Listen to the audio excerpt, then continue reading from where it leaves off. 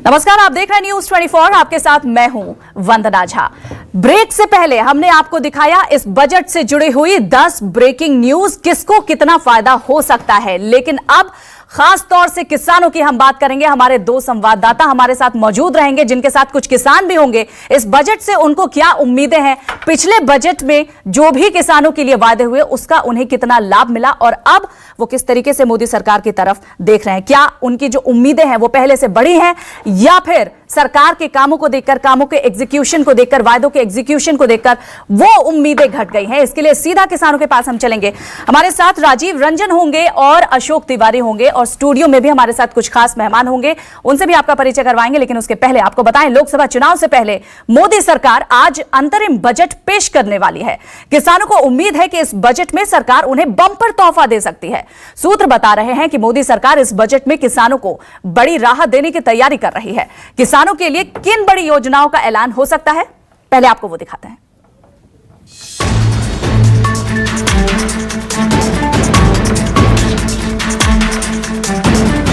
आज पेश होने वाले बजट से देश के तमाम लोगों के साथ साथ किसान भी मोदी सरकार से किसी बड़े तोहफे की आस लगाए बैठे हैं कि सरकार कोई बड़ा ऐलान कर दे तो अन्नदाता को सुकून मिल जाए।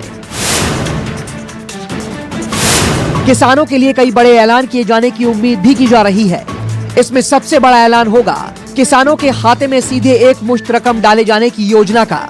इसके तहत मोदी सरकार छोटे किसानों को हर साल 12,000 रुपए की कैश मदद दे सकती है। ये रकम किसानों को 2 किश्तों में दी जाएगी। इससे 21 करोड़ 60 लाख छोटे और सीमांत किसानों को फायदा होगा। प्रधानमंत्री मोदी ने अपने हालिया इंटरव्यू में कहा था कि किसानों को कर्ज माफी की बजाय सरकार खेती से कम आमदनी की भरपाई के लिए किसानों के खाते में डायरेक्ट इनकम ट्रांसफर की योजना बना रही है, जिसमें किसानों को मदद की एक किश्त खरीफ की बुआई से पहले दी जाएगी, जबकि दूसरी किश्त रबी की फसल की बुआई से पहले दी जाएगी। इस योजना पर करीब 70,000 करोड़ का खर्च आएगा। इसके साथ साथ मोदी सरकार ने किसानों को कर्ज के ब्याज से राहत देने की योजना भी बनाई है। खबर है कि इस बार के बजट में किसानों का 3 लाख तक का कर्ज ब्याज मुक्त किया जा सकता है। इसके अलावा 5 लाख तक के लोन पर ब्याज में छूट दी जा सकती है। समय पर कर्ज चुकाने वाले किसानों को भी ब्याज में राहत मिलेगी। बता दें कि फिलहाल किसानों को 7% की दर पर बैंक से लोन मिलता है और समय पर कर्ज चुकाने वाले किसानों को ब्याज में 3% तक की सब्सिडी मिलती है। सरकार के इस ऐलान से देश के करीब 10 करोड़ किसान परिवारों को फायदा हो सकता है। वहीं लोकसभा चुनाव से पहले मोदी सरकार की ओर से किसानों के लिए जिन बड़ी योजनाओं का ऐलान किया जाना है, उनमें फसल बीमा योजना भी शामिल है। किसानों को प्राकृतिक आपदा से होने वाले नुकसान से बचाने के लिए सरकार ने 13 जनवरी 2016 को प्रधानमंत्री फसल बीमा योजना शुरू की थी, पर इस योजना में सरकार के अलावा किसानों को भी प्रीमियम भरना पड़ता है। खरीफ फसल पर किसान 2% प्रीमियम देते हैं। रबी फसल पर किसानों को 1.5% प्रीमियम देना होता है और अन्य वाणिज्यिक फसलों पर किसान 5% प्रीमियम भरते हैं। लेकिन अब सरकार की प्लानिंग है कि फसल बीमा योजना में किसानों के हिस्से का प्रीमियम भी वो खुद भरेगी। खबर है कि योजना का खाका भी तैयार कर लिया गया है, जिसका अंतरिम बजट में ऐलान किया जा सकता है। आज पेश होने वाले बजट से किसानों को उम्मीद तो बहुत है, लेकिन देखना होगा कि अन्नदाता की उम्मीदों पर सरकार कितना खरा उतर पाती है। Bureau report, news 24। तो किसानों को इस बजट से बेहद उम्मीद। सबसे पहले नवीन जी के पास ही चलते हैं, सरकार के नुमाइंदे हैं, बीजेपी के स्पोक्स पर्सन हैं। नवीन जी, किसानों को इतनी उम्मीदें हैं, पिछले 4 साल से लगातार उम्मीदें हैं किसानों को, लेकिन यहाँ पर युद्धवीर जी हमारे साथ हैं। वो कह रहे हैं आप स्कीम्स तो बहुत अच्छी लेकर आते हैं, आप उनका एग्जीक्यूशन क्यों नहीं कर पाते? ग्राउंड लेवल पर इन स्कीम्स का फायदा किसानों को असल में क्यों नहीं होता? वैसे उम्मीद उसी से की जा सकती है जो व्यक्ति काम करता हो। पिछली सरकारों से उम्मीद नहीं थी, बात सत्य है, क्योंकि उन्होंने कभी काम ही नहीं किया। यही कारण था कि स्वामीनाथन कमेटी का आयोग बनाने के बाद, रिपोर्ट आने के बाद ठंडे बस्ते में लेके बैठ गए। और अभी भी मध्य प्रदेश, राजस्थान, छत्तीसगढ़, कर्नाटका, पंजाब, जिस भी राज्य में ले लो, उनके और उनके साथियों की सरकार है, वहाँ कहा किसानों का कर्ज माफ करेंगे, वहाँ नहीं किए। मेरा कहना ये है कि मैं अपना ही बता रहा हूँ, मैं तो उन्हीं की बात करना ही नहीं चाहता, क्या फायदा करने का। शुरुआत आपने वहीं से की है, लेकिन नहीं, चलिए आप एग्जीक्यूशन की बात कीजिए। 4-4.5 वर्ष में हमने क्या किया, हम वो बताना चाहते हैं कि आज युद्धवीर जी, इसके बाद मैं आपसे रिएक्शन लूंगी, आप ध्यान से सुनिए सरकार ने क्या किया। किसानों के लिए स्वामीनाथन कमेटी की रिपोर्ट को लागू करने का काम इसी सरकार ने किया। A2 और C2 को छोड़कर, जिसको हमने बार बार कहा कि उसकी आमदनी किसान की दोगुना होनी चाहिए, उसका फैसला हमने समय बताया समयबद्ध तरीके से, क्योंकि आना पैसा और जाना किसानों तक पहुंचना, और उसका सब आने का भी और जाने का बिल्कुल व्यय साफ होना चाहिए। केवल कागजी बातें नहीं होनी चाहिए, लफाजी नहीं होनी चाहिए, दूसरी सरकारें करती थी। किसानों को सॉइल कार्ड देना हो, अगर किसानों की ही बात करेंगे, किसानों को मंडी के बीच में जो बिचौलिए हुआ करते थे उनको हटाने का काम किया हो, किसानों को नीम कोटेड यूरिया पूर्व देने का काम किया हो। पहले राशन कार्ड पर यूरिया मिलता था, खाद मिलता था, अब किसानों को खाद लेने के लिए राशन कार्ड की जरूरत नहीं पड़ती है। किसानों के लिए हमने पिछड़ा बकाया कई राज्यों में जहां हमारी सरकारें हैं वो भी देने का काम किया, इसी सरकार ने किया है। किसानों की फसल बीमा योजना, प्रधानमंत्री फसल बीमा योजना, वो भी इसी सरकार ने लागू करी। किसानों के लिए जितना काम किया, पैदावार पहले से डबल है। बहुत सारी जगह सूखा पड़ता है। हमारे किसानों की समस्या केवल हम पश्चिमी उत्तर प्रदेश और यहाँ के बारे में ना देखें, बहुत सारे ऐसे राज्य हैं जहाँ किसान कहीं सूखा के कारण फसल नहीं उगा पाता, कहीं बाढ़ के कारण उसकी फसल बह जाती है। उसको रोकने के लिए, उसको बनाने के लिए 56 से ज्यादा डैम बन रहे हैं छोटे छोटे, ताकि किसान वहां पर पानी एक दिन में नहीं बन सकते। ये स्वाभाविक नहीं है कि आज आपको आज ही बन जाएगा। सरकार उस पर काम करी ताकि किसान ना तो सूखे की मार से मरे, और जब बाढ़ आए तो पानी को रोकने की व्यवस्था की जाती है। ये सरकार ने किसानों के लिए बहुत सारे काम। ठीक है नवीन जी, ठीक है, सरकार ने क्या क्या काम किया आपने जिस्ट एक उसका बता दिया। युद्धवीर जी, आपको क्या लगता है, क्या अब बिचौलिए खत्म हो गए हैं? जैसा नवीन जी ने बताया, बिचौलिए को सरकार ने खत्म कर दिया। दूसरा, राशन कार्ड से ही पहले अनाज मिलता था, क्या राशन कार्ड पूरी तरीके से यूरिया मिलता था? क्या राशन कार्ड पूरी तरीके से यूरिया के लिए खत्म हो गया? तीसरा, जो फसल बीमा योजना है, क्या पूरी तरीके से वो लागू हो गई है? किसान क्या खुश है? देखिए, आपने कई बातों को कहा। पिछले 4 साल का लेखा जोखा आपने बताया कि 4 साल में बहुत काम हुए हैं। मैं आपको बता दूं कि आपकी सरकार की रिपोर्ट है, 4 साल में 42% आत्महत्याएं बढ़ी हैं किसानों की। ये सरकार का सर्वे है। तो डेवलपमेंट तो वही ये बता रहा है कि किसान खुशहाल कितना हो गया। उसके बाद आपने भाव की बात की। आपने कहा वायदा किया स्वामीनाथन का। स्वामीनाथन की रिपोर्ट में आपने जो इलेक्शन मैनिफेस्टो में स्वामीनाथन का जिक्र नहीं था, आपने कहा था C2+50 देंगे। C2+50 से गेहूं के दाम बैठते हैं, कीमत बैठती है 2600 रुपये क्विंटल। आपने 1840 रुपये दी, कोई बात नहीं। आपने धान की कीमत 1740 दी, जो 2700 करीब बैठती है, कोई बात नहीं। मंडी में उत्तर प्रदेश में 1100 से 1200 के बीच में इस सीजन में धान बिका। आपने दलहन C2+50 तो दिया ही नहीं, A2+FL आपने दिया।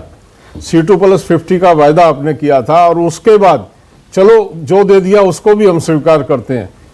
6900 रुपये आपने मूंग की दाल का भाव तय किया, 3400 रुपये में वो बिका।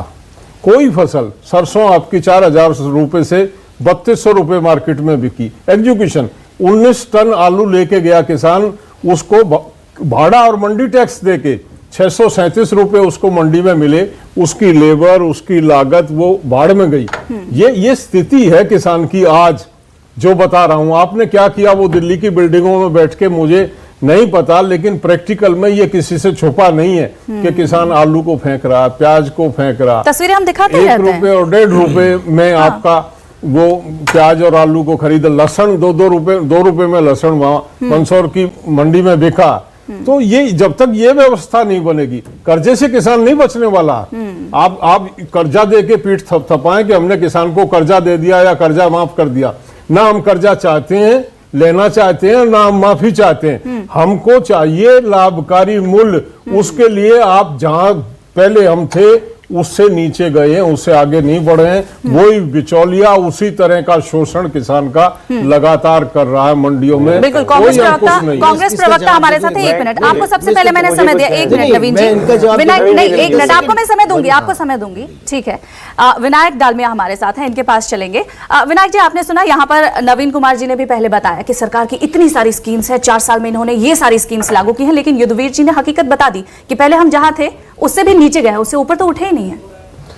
देखिए नवीन जी क्या कहेंगे, उनको भी जुमले देने हैं, उनका ही काम है, तो इनकी मैं दिक्कत समझ सकता हूँ।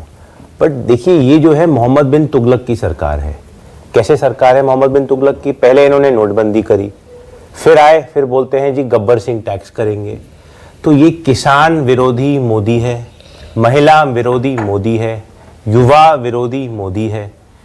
प्रधानमंत्री कहते थे सबका साथ सबका विकास। अब लोग पूछ रहे हैं सड़कों पे आके किसका साथ और किसका विकास। इनकी हर भाषण में को कहते हैं भाइयों बहनों और मित्रों। ना भाइयों के लिए कुछ किया, ना बहनों के लिए कुछ किया। 10 मित्रों के लिए बहुत कुछ किया, वो जय शाह हो, वो पीयूष गोयल हो, वो अनिल अंबानी हो, वो गौतम अदानी हो। इसके अलावा इस सरकार ने क्या किया है? आप कहते हैं फसल बीमा योजना। फसल बीमा योजना जो है रफाल के बाद सबसे बड़ा घोटाला है भारत का। कैसे घोटाला है? फसल बीमा योजना में फायदा किसका हो रहा है? फसल बीमा योजना में फायदा हो रहा है प्राइवेट इंश्योरेंस कंपनी का।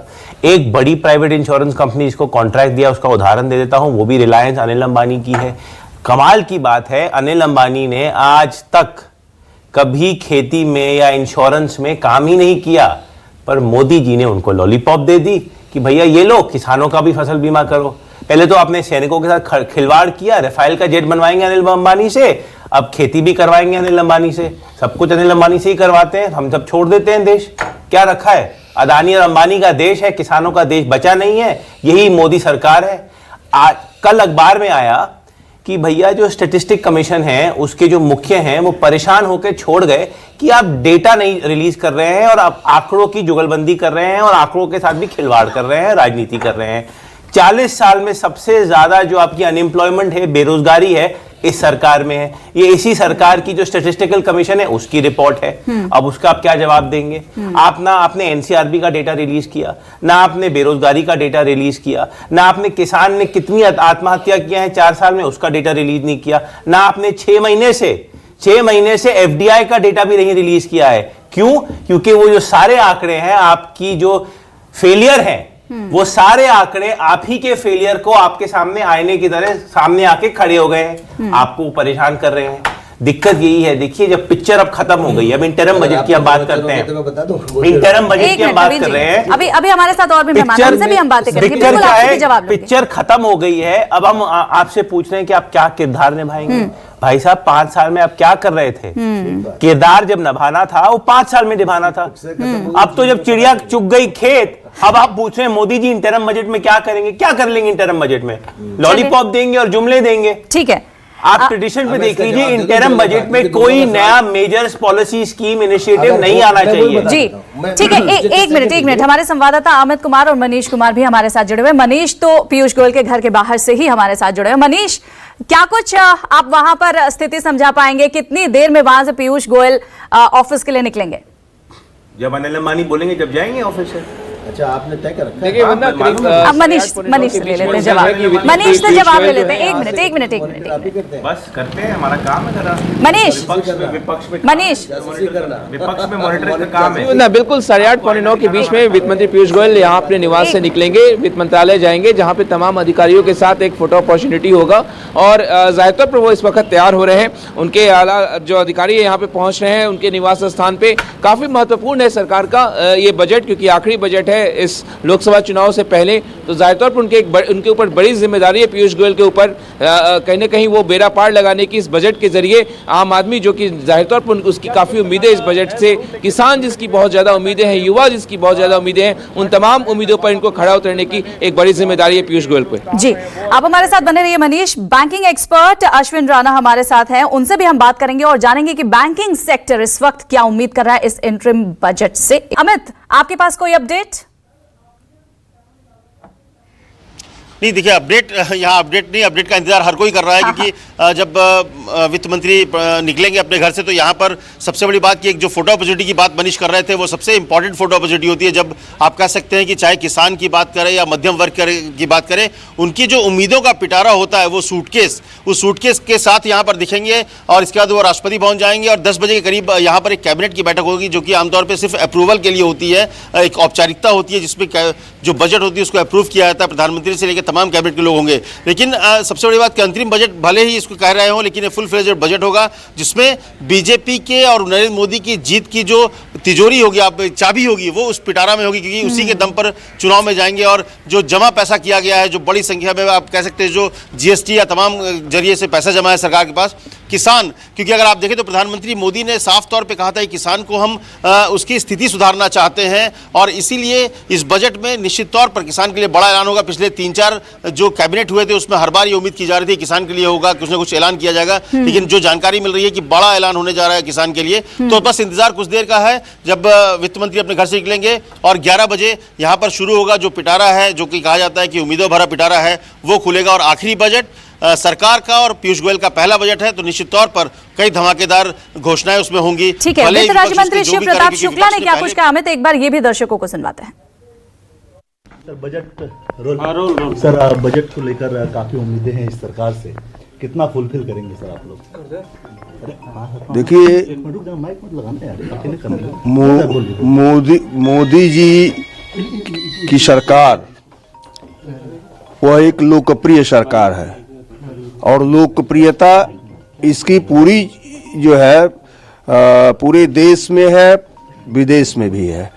तो स्वाभाविक है, लोकप्रिय सरकार होने के नाते हम सब लोग का ध्यान रखेंगे। किसानों के लिए कुछ खास होने वाला है सर, क्योंकि डिस्ट्रेस अभी थोड़ी देर बाद जब बजट आ जाएगा तो पता चल जाएगा। सर इसके अलावा अंतरिम बजट और आम बजट की बात हो रही थी, अपोजिशन को इससे एतराज था, क्या कहेंगे इस पे?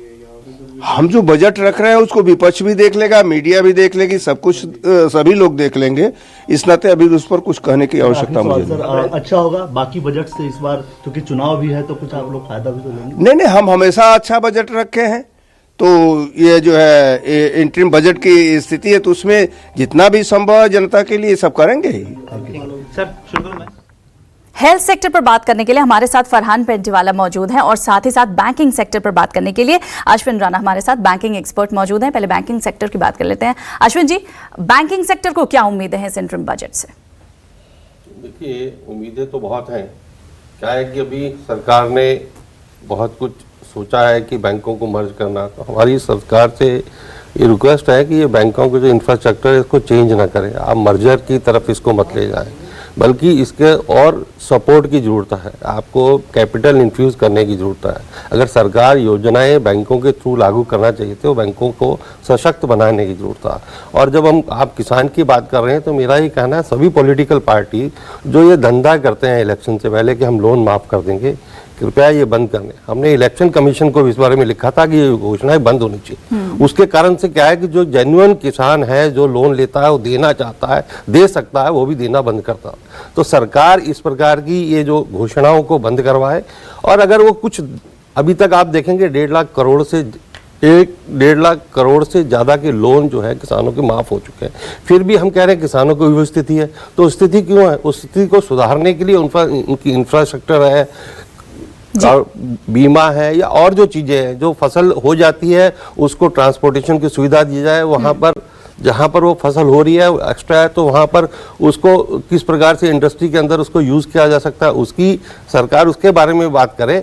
लेकिन ये, और अगर आप चाहते हैं कि भाई लोन माफ़ करना है और उसका जो इंटरेस्ट माफ करना है, हाँ। तो उसके लिए भी सपोर्ट जो है वो सरकार बैंकों को दे। बैंकों को जो पब्लिक का पैसा है उसको इस प्रकार से रेवेन्यू के रूप में बांटे नहीं।